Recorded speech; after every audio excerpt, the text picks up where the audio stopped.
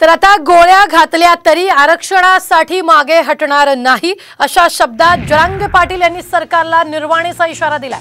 तर आम्हाला मुंबईला जाण्याची हौस नाही, पण सरकार 20 तारखेपर्यंत आरक्षण देणार नाही म्हणून आम्ही मुंबईला जातोय असं जरांगेंनी म्हटलंय।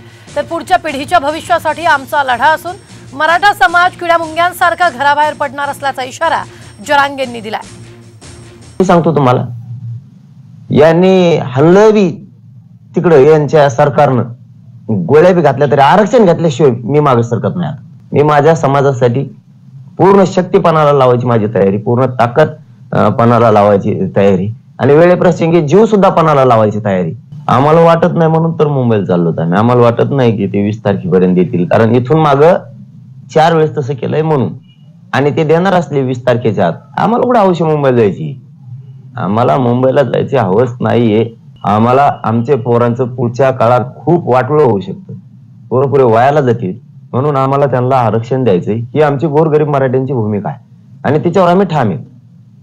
म्हणजे तुम्हाला शेवटचं सांगतो की इतका मराठा घरातून बाहेर पडणार आहे की मुंग्यासारखा,